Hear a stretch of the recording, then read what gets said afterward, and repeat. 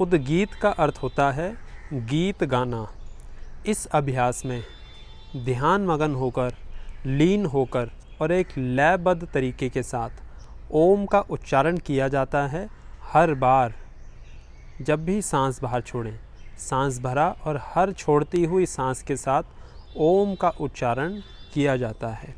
सबसे पहले चर्चा करते हैं इस अभ्यास की विधि की प्रदर्शन के साथ, उसके बाद अन्य संदर्भ में चर्चा करेंगे। किसी एक आरामदायक स्थिति या आसन में बैठ जाएंगे।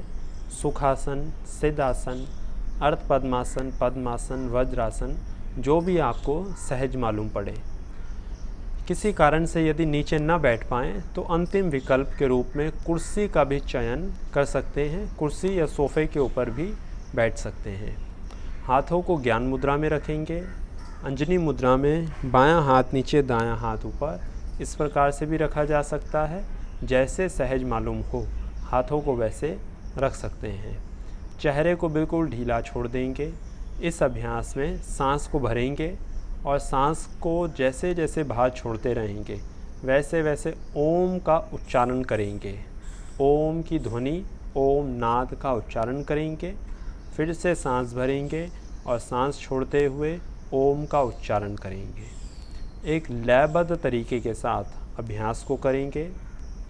10 सेकंड, 15 सेकंड, 20, 25, 30 सेकंड, जितना भी सहज रूप से सांसों के ऊपर नियंत्रण रख पाएँ उतना लंबा इसको खींचकर अभ्यास करेंगे, परंतु ज़बरदस्ती लय से बाहर जाकर अभ्यास नहीं करेंगे।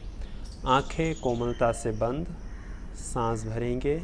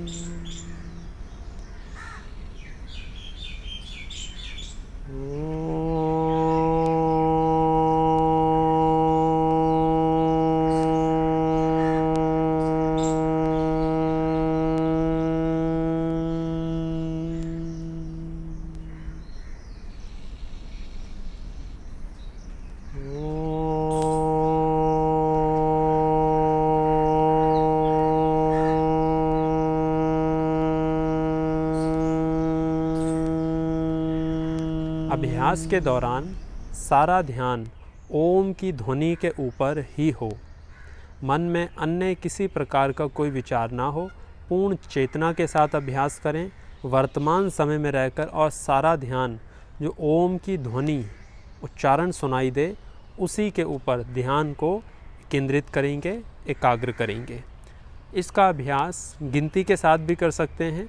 11 बार, 21 बार, 31 बार, 51 बार, या फिर समय सीमा के अनुसार 5 से लेकर 15 मिनट तक सामान्य रूप से अभ्यास कर सकते हैं।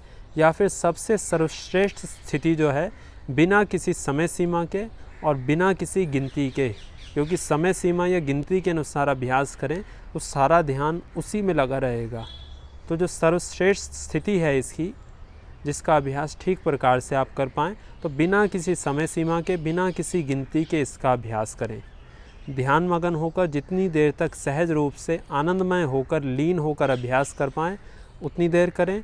जब किसी कारण से थक जाएं, रुकना पड़े तो अपने आप ही रुक जाएं। इसका अभ्यास सभी अभ्यासों के बाद अंत में करें। अब यदि लाभ की चर्चा करें तो इसके अभ्यास से मानसिक, शारीरिक और आध्यात्मिक तीनों ही स्तरों के ऊपर सकारात्मक प्रभाव पड़ता है।